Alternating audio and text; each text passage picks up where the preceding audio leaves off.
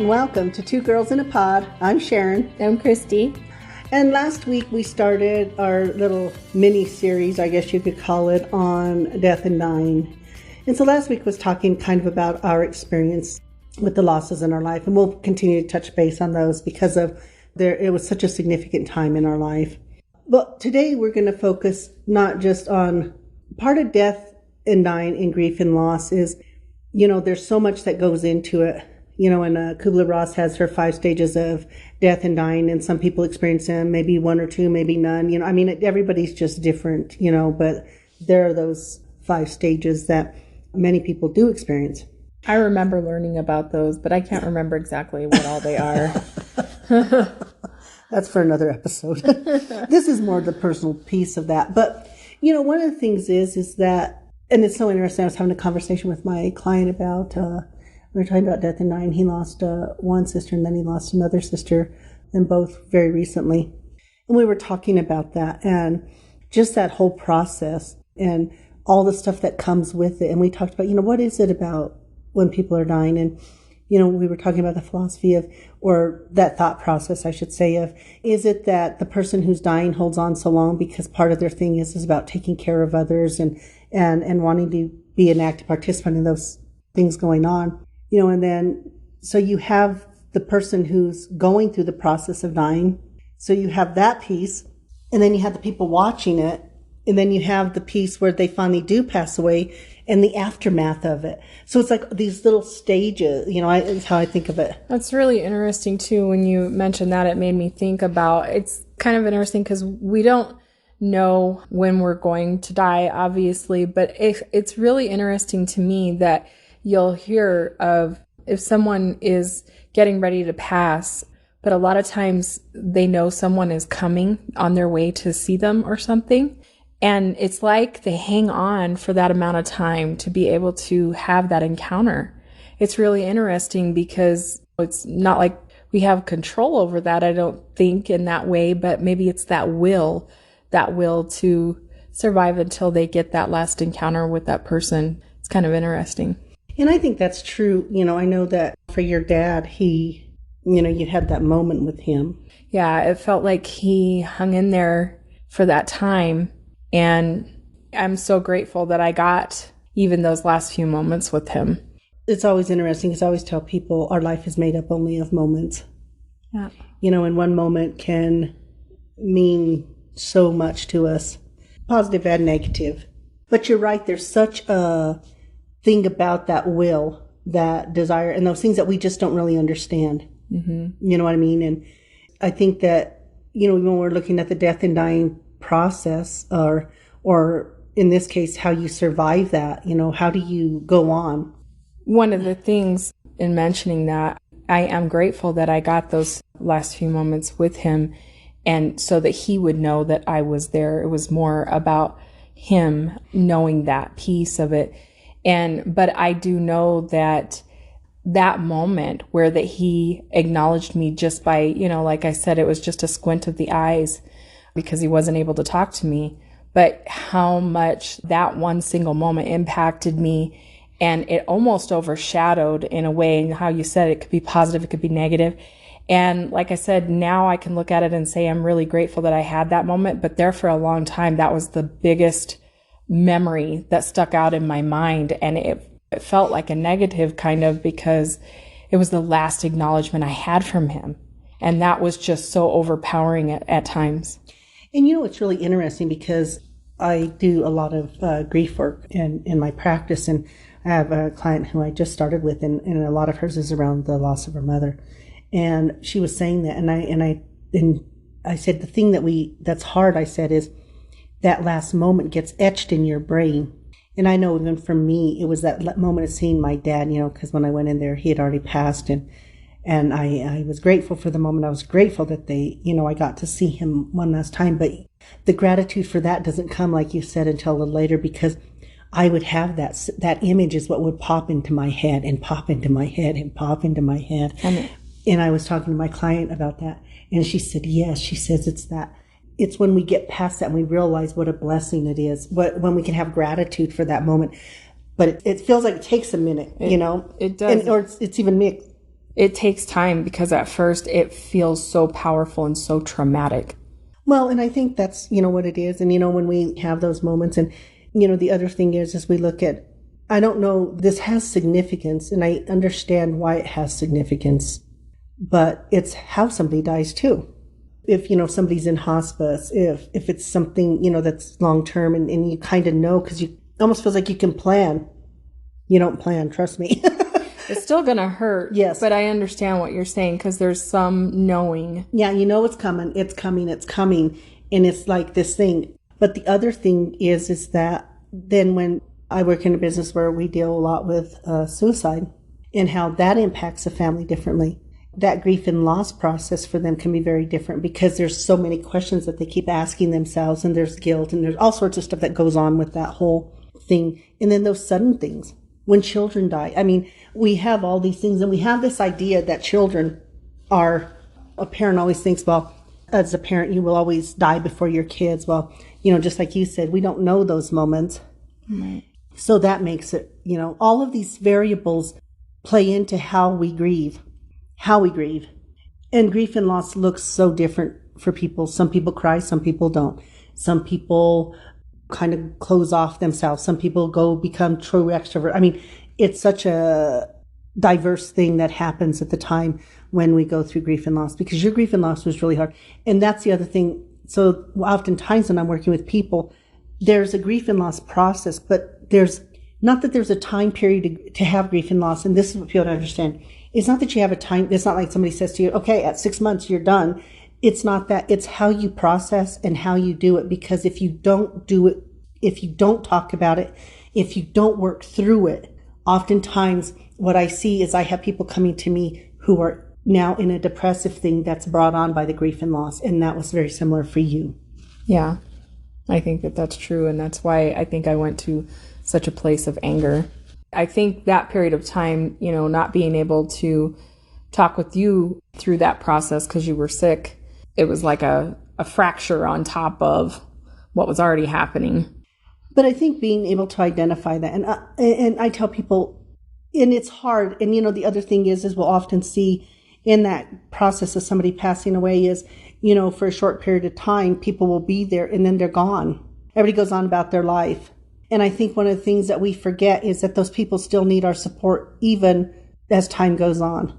And when we're able to be there for those people, I think that's important too, understanding that in that grief and loss process, that there's a sense of loneliness.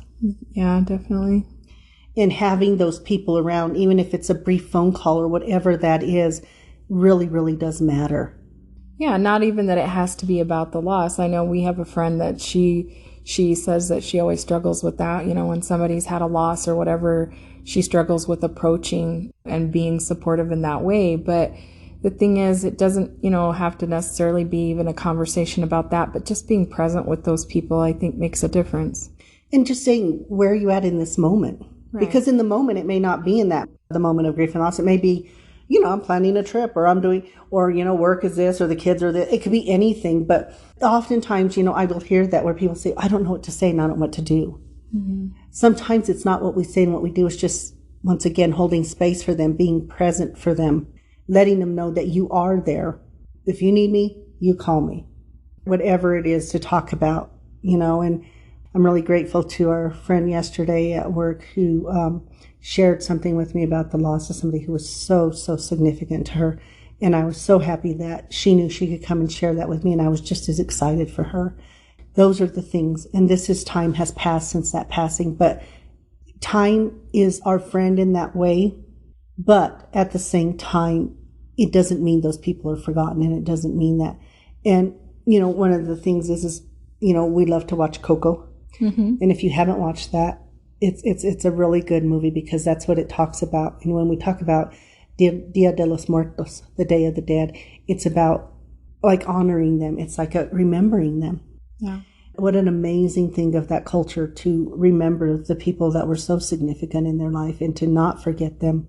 Because I always tell people one of the saddest things to me is when somebody suffers a death twice and when the body's gone, but then when they're gone, when we erase them, when we don't talk about them, mm-hmm. That is also so, to me, it's just such a sad thing. Yeah, I think it's really cool. I mean, how much you can honor a person, just by sharing their stories and that. And that is one of the things that I think is so cool about Dia de los Muertos, that culture, celebrating the life of that person and having that memory of them.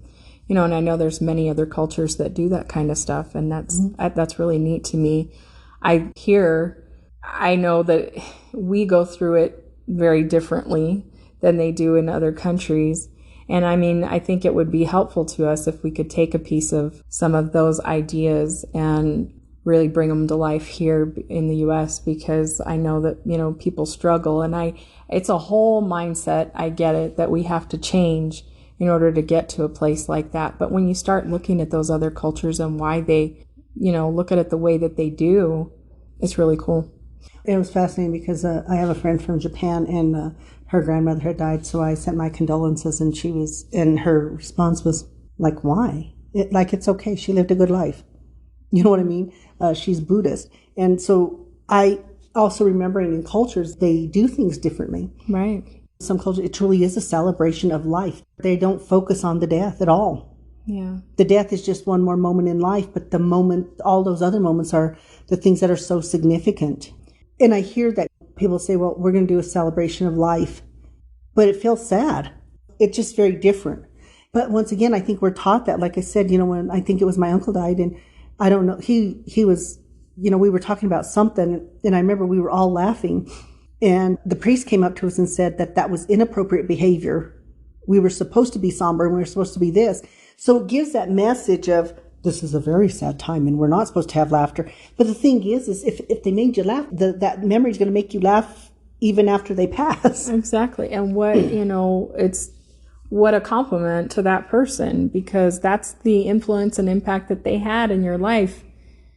And I guess that's the thing, once again, and that's the other thing I ask people when they come in, what is your belief about death? And a lot of times, I cannot believe how many times it's, I don't know, I don't have one. And sometimes that's a struggle, because then it's, well, what does happen? What is all that? And sometimes it's that struggle of trying to grasp onto something that makes the grief and loss even harder when you don't know, or you don't have a belief or anything around the death of somebody. The death of people is so significant. And that was another thing we wanted to touch on, is the fact that, when someone dies, the thing is that it impacts. There's a ripple effect within that death. You talked a little bit about it, that, when you didn't realize that you thought your mom was the foundation or the cornerstone to your family system, not realizing until your dad passed away that he was actually that. And I think people find that. Yeah. I mean, how much he was the influence and really helped make a lot of the major decisions in that, which I knew that they worked together, but I didn't realize that my mom was more indecisive and things like that. And so my dad had final say about a lot of things. And I think that she didn't know what to do with that or where to go with that afterwards. Like I mentioned, my brother was only 10 years old, and I really feel like that she put a lot on him as far as decisions and things like that. And, it turned out to be a struggle for both of them. And I think the thing to remember is, I tell people in grief and loss, don't make major decisions, at least in the first year. And the reason why is because sometimes our decision is based on an emotion, and that emotion is not always in the best interest of us in the end. Mm-hmm. So, I'm always telling people, don't make those major decisions. Don't buy a house. Don't buy a car. Don't get divorced. Don't do, just major things like that. Because I remember when my brother passed away, I was in college. And I struggled a little bit with it, because that was really, for my family, my immediate family, that was such a significant thing. And he was young. He was only 43. So that was really a difficult time for us. And I remember I didn't want to do college anymore. And I'm so grateful. And I don't know if she remembers this, but Professor of mine, Terry McCarthy, we were talking, and I went and talked to her. And that's what she told me. She goes, just finish out the semester and then make that decision. And I'm so grateful for that, because it was so significant for me, because if I had not done that, I don't know if I'd be doing what I'm doing today. Exactly. But it was because the emotion starts to drive a lot of the stuff going on. I think it drives it to a point that it overrides your judgment a lot of times, and then you can get yourself into a situation that you didn't expect. It doesn't turn out the way that you think, and it is because you acted so quickly based on that strong emotion. And I get that it's hard for people to hear that. You'll tell them, about not making a big decision like that, but they're seeking something to change that feeling inside them because they're in such a dark place. So they think if they go out and change something, do something big, whatever it is, that it's going to make a difference with them, that it's going to make them feel different, but that's not what's going to bring that person back. So it's a struggle to go through that piece of it. Absolutely. And then not only that, you have the aftermath of when somebody passes away. And I've seen so much of that in my practice as well, where a parent dies or a child, whoever it is that dies, and if they have the responsibility of navigating their wishes or they don't have things in place or there's this. And so now, with one, he was so busy trying to do everything and honor and respect his mom and her wishes that it was hard for him to have his grief and loss process too. A lot of times you can just be completely thrown into chaos with everything that you have to take care of, and you're dealing with that on top of the loss itself. And that's the thing. And that's when people hold space for you, and you have to hold space for yourself as well. You have to there has to be a moment for you because it's an adjustment. You have to adjust to not having that significant person or people. It doesn't matter. It's an adjustment because when people are something that's a part of your everyday life or significant, even if it's not every day, but it has such a strong, significant relationship, it's an adjustment to not have that. There is a void and an emptiness within that. And understanding that when people are talking, it's not about replacing the void. It's not even about filling the void. It's about understanding the void will be there, but what do you put around it to make it not so big? And to if you love something and you love those people that much, how can you get more love in your life to make that feel less intrusive on your everyday life? Mm-hmm. To be able to heal and be able to still live, because that's what it is. You go on living and you want to still be able to feel that person, and you miss their vessel, yes, but to be okay, for you to be okay. And I think that's the hard thing. I think that we forget to teach people that, and this is such a hard thing, in that when someone dies, that is their end. That is the end of that life in that vessel. It doesn't have to be the end of them. We can honor people in so many ways. We really can. And so it doesn't have to be the end. It's just the end of that chapter. And then what we do later on is, I think really relevant and important. And I think that when we do that, remembering, and that's the hard piece. And I think that's where the grief and loss comes in too, is theirs is done and mine is not. Mm-hmm. And then it's like, how can I continue to live my life when something so significant is not there? But understanding that life is our gift, mm-hmm. and we should be responsible for living our life. And it's hard. And I'm not going to sit here and say it's not.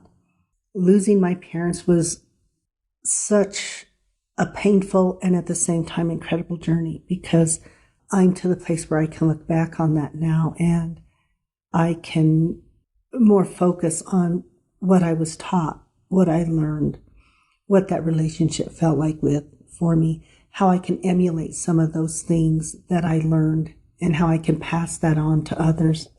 My parents were married for 68 years. I'm very blessed in that. And I can now look back and see the struggles but the good times and the parenting and the stuff that they did, that I can now say, oh my goodness, have such gratitude for it. Not that I wasn't there at the time, but it's so different when you can get the further away that you get from that grief and loss. Once again, the person never goes away.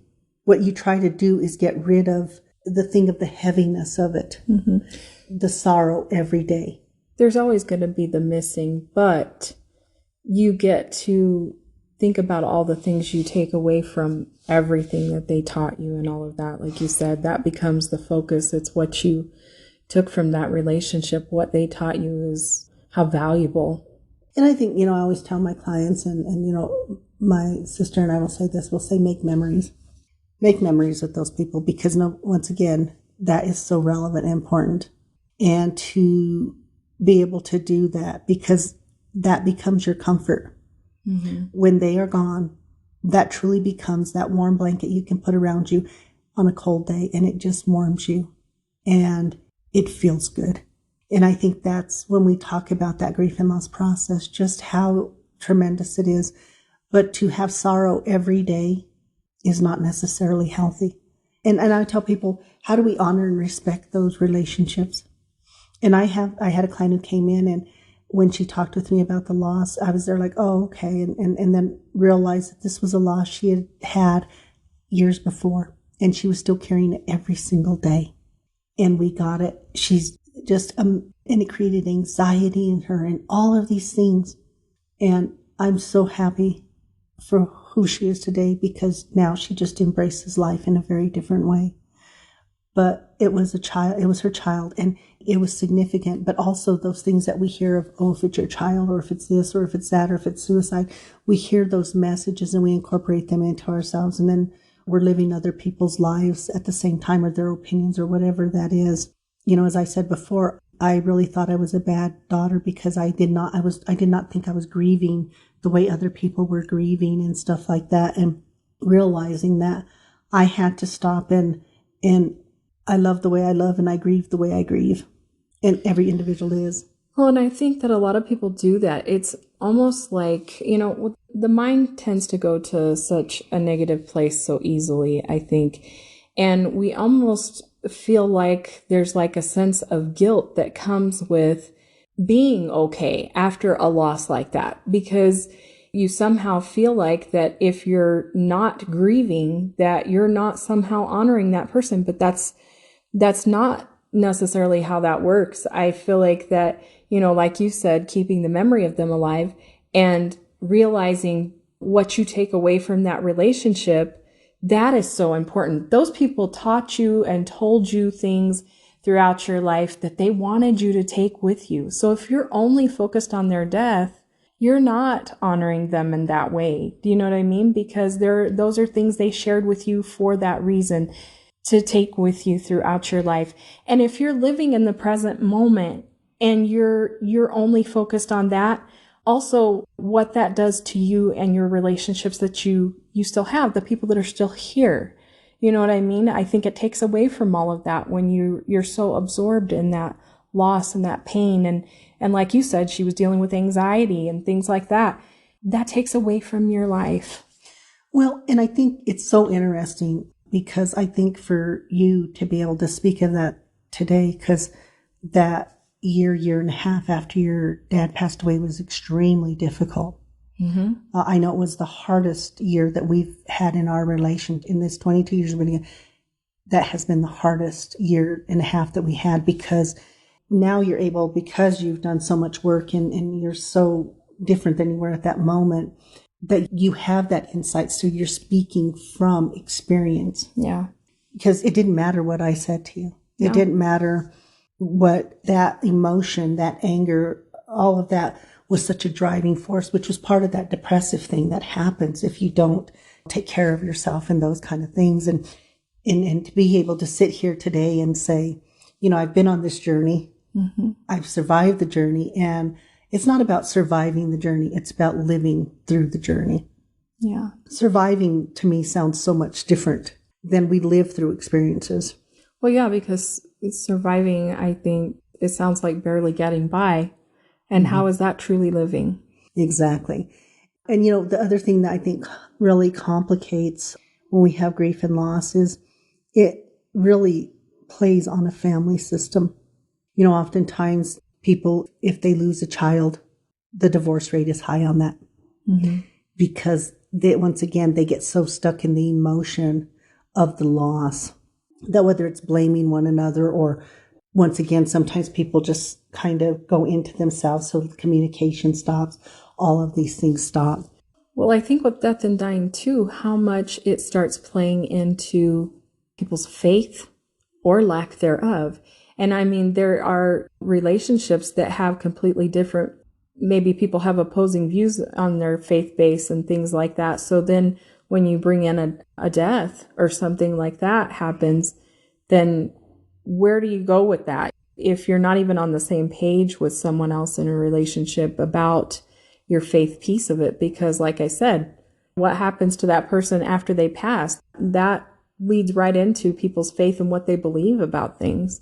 Well, absolutely, because I have had clients who will say, well, they'll have a faith in God and then they're praying for that person and, you know, that person has a terminal illness or whatever. And, well, God let them die, or there can't be a God because of this, or whatever that is. Mm-hmm. And it's just because we feel so cheated. Mm-hmm. When somebody that we love is taken or dies, I don't think people are taken, but when somebody dies, we feel cheated. We feel like just a little bit more time. Mm-hmm. Well, and it's interesting that we do go to that place. It's like I said, you know, even in the last episode, I'm really grateful that I had my dad up to the age of 30 years old. I know a lot of people, you know, lose their dad when they're young or something like that, but we don't focus on that. We focus on, like you said, you feel cheated or whatever, like that person was taken too soon. Well, it always seems like it's never enough time. I always said to myself, I would never have a tattoo with somebody's name on my body. I have tattoos. Yeah, but when my parents died, because they were really significant, and I will tell people, you know, I don't have a whole lot of friends in this world that are true friends to me. And I said, you know, I have 7. And when my parents died, I lost 2. So I'm down to 5. So anybody out there? No, just kidding. Mm-hmm.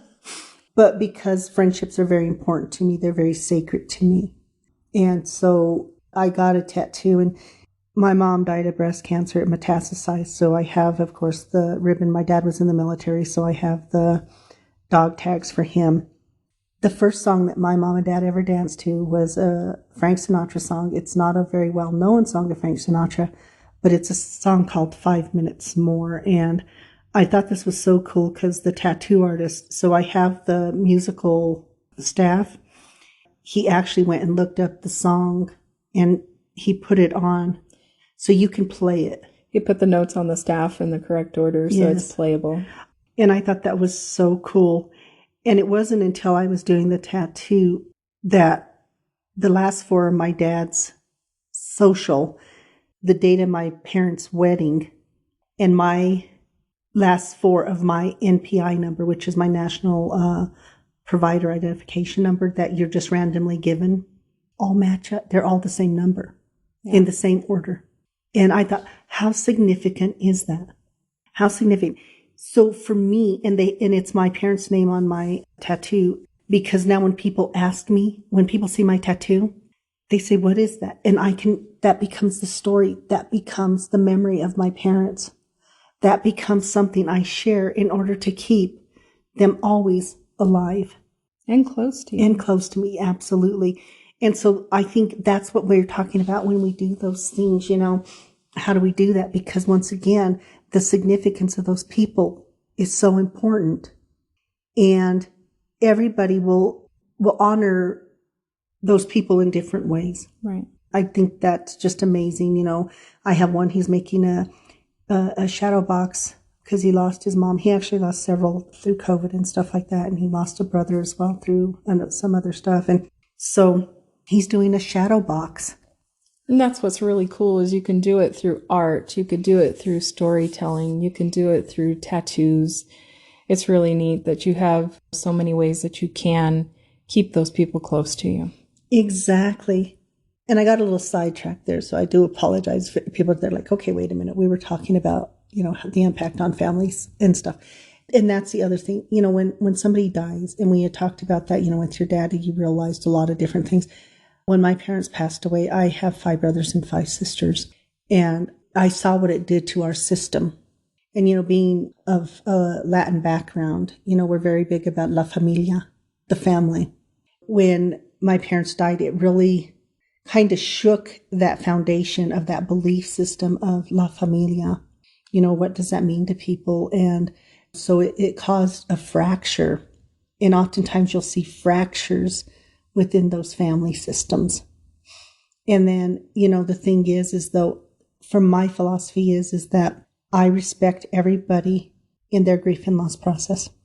We have a shared loss, but we do not share, we will not share the exact grief and loss. And to be respectful of that is hard sometimes. That's that thing of holding space. And sometimes in that situation, holding space can also hurt. And it was very painful for me in some aspects of it for different reasons. And because of holding that space for others, it can also, you can feel very alone within that too, when it's the family system itself that and once again, everybody's trying to navigate this. Everybody. And being respectful. And that's hard though, because in your grief and loss, that is so powerful that sometimes your focus is only on that. Well, because a lot of times, in a lot of cases, we make things about ourselves, and we have to remember those people are going to go through the loss in their way. And, sometimes we forget that in that grief and loss, sometimes what we have are those people who loved those people. So you already share a commonality. Mm-hmm. You already share a commonality, and you already share a strength in that. But oftentimes, once again, the grief that we feel for different reasons, because people feel grief for different reasons too, or there's different stuff that's attached to grief, I should say. And so everybody's going through that process of navigating, we look back on relationships. Was it everything that we ask ourselves, were there things that I should have done, could have, should have, would have done? It doesn't matter, because at the end of the day, there's no rewrite on that. Right. But it's hard in that moment to not wish that there was a rewrite. Yeah. So that is difficult to do that. But once again, and I see this in a lot of the work that I do with family systems, how it fractures those families. Then it's fighting about the money and the assets, or who's going to do this, who's going to take this, or whatever that is. It becomes about things sometimes. It becomes about, and sometimes it's sentimental things. Sometimes it can be about what the person's going to wear. Are they going to be cremated? The list goes on and on. It can be anything from something really, one might find trivial, which is very relevant to somebody, to something very major. Mm-hmm. So there, and all the stuff in between. And understand this, there's no value judgment. Nothing that we're talking about is right or wrong, better or worse. No. Mm-hmm. The only thing I will say that is in grief and loss, if it gets past grief and loss and now you're into a depressive situation, that's not being healthy and that's not being effective. So that's a little bit different. But that's the therapist piece of me. But the piece of me that lost my parents truly understands that feeling. It's not just grief and loss about the people in our lives. Because for us, then, people might think this is crazy, but for us, our dog. Mm-hmm. We had our dog, Misha, she picked us, I'm telling you. We weren't even thinking about getting a dog, and it was my birthday. We went to see my cousin, and this lady has these Chihuahuas. And in my life, I never thought about a small dog, just so y'all know. And we went, and she's there like, just hold him. Oh, my goodness. We held her, and that was it. Mm-hmm. Out we walked with her. Yeah. And we had her for almost 13 years. Yeah. She was with us all the time. Okay, she ruled our home. She ruled my office. I loved taking her to the office. I love how she interacted with people. She did not know she was a Chihuahua. She didn't know she was a dog. She really thought she was a person. She was really relevant to us. Yeah. And I remember when it was time to make that decision for her, I know part of me didn't feel confident about it, even though we knew it was the right one.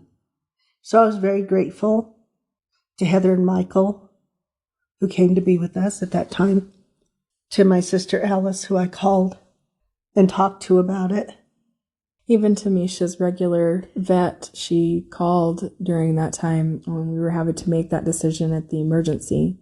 And I know that I'm sure we made the right decision. Absolutely. Really, I was so tortured over it because she was such a big part of our lives to be so small. That was on that level. And for people out there who have pets, they're not pets, they are family. Yes. And I deal with that when we talk about grief and loss, because I deal with that with my clients when they lose their little 4-legged babies, the significance that has for them, for our friends who we've seen go through this and all of that. So that is a huge loss as well. It is. I remember Misha, I really felt like was there for me when Dad passed. She knew when you were going through something, and she would come to you, and you could tell it was about comforting. My mom was in hospice at my sister Alice, she lived with my mom, and Sis took care of her for that last year of her life. And we went, and when they put her in hospice, we went, and I told Sis, well, I got my dog with me. And she says, well, that's okay, Sis. So, but Mom loved animals. Oh my God, she was the animal whisperer. I don't care what animal it was. And so I took Misha, and she was in her bed one day, and she said about putting her up there with her. So I do. And I put Misha to the side of her, but she didn't want to be there. She wanted to lay in between my mom's legs, but it would hurt my mom. Her little bone, her little feet on my mom would hurt. My mom would tell her no, so I'd move her, and she'd go right back. And so Misha lost her privilege of being in bed with my mom. So the reason I want to put that in there is because our 4-legged or babies, they're just as important. And they're such a loss to people too, because they are so significant. And I've had a few of my clients who are dealing with the loss of their 4-legged babies, and it's really hard on them, So connect with them on such a deep level, really. Yes. So that's really, really important too. And they do, they bring you comfort, and they do all those things, and they're such a big presence. And the people in our lives who are that big presence too, even when you get to that place, when somebody's in hospice, or when I'm working with people in different fields, and it comes to, when do we have to say that thing of we need to take them off life support and stuff like that? That adds more to that grief and loss process. So it's not small. And there are so many things that play into it in that loss. It's like you said, even dealing with, there are still business things that have to be dealt with, after the loss of someone and all of that. But also realizing too, if hopefully everyone has that support that they need, that soundboard. But if they don't, sometimes you really do have to seek help. And that's really important in being able to recognize that.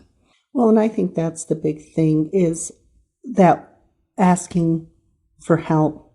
If you need to talk about something, talk about it. Find those people that are safe, or that you feel are safe, and we're going to really hold that space for you, and do those things that are going to help you get to that place of healing, because it's a healing process, and it's one that I wish people didn't have to go through, because it is a difficult thing to learn, to live without the vessel of that person in your life.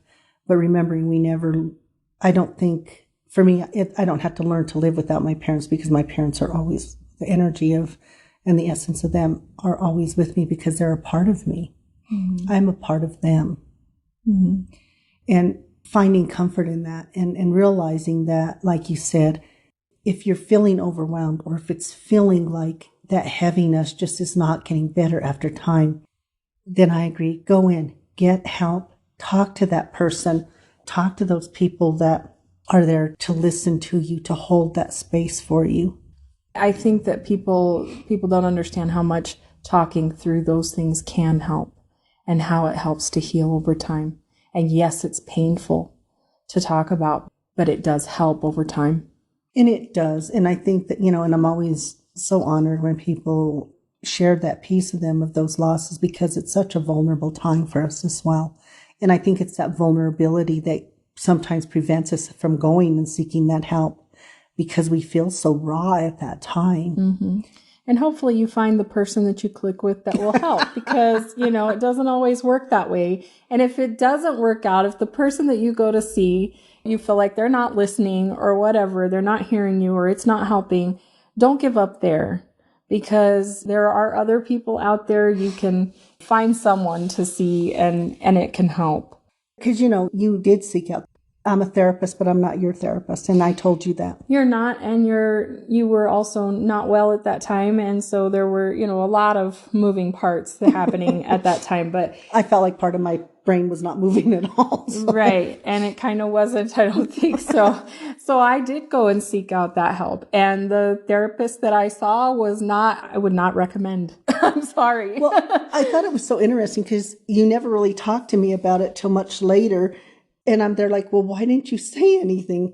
You didn't know what therapy was about either. I had never been to a therapist. I believe wholeheartedly in what you do, but I was starting to, then, when you said that, I'm starting to think, does she think that I just go in there and look like I'm napping or whatever? Because that's what mine did. I went in and I felt like it was nap time. I was talking to somebody with their eyes closed, mouth open, head back. So it was not a pleasant experience for me. And I don't really feel like that it benefited me like it should have. So, I mean, sometimes that happens, but keep seeking. You will find someone that can help.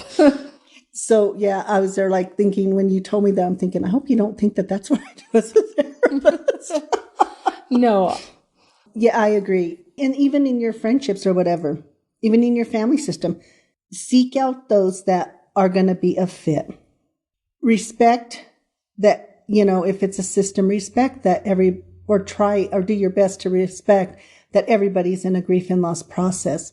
And you gotta sometimes not take those things personally. And that's the hard part. It is. When I work with clients and they're saying, well, my brother said this, and they're like, would he talk to you normally like that? Well, no. Well, what does that tell us? If something's out of some character for somebody or something like that, understanding that people speak out of that loss, and sometimes it's their hurt and their pain is about striking out and lashing out. Exactly. When you're coming from a place of hurt, realizing that's a lot of times what you encounter is that, people are going to lash out because they're coming from a place of hurt.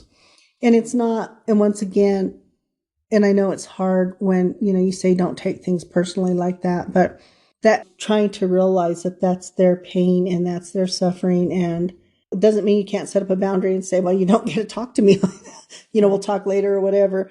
That's hurtful too. And you're dealing with your grief and loss piece of it as well. And, being able to navigate that and help still take care of yourself, but respect that they're going through that and not taking their lashing out or whatever as a personal thing can oftentimes be difficult. Mm-hmm.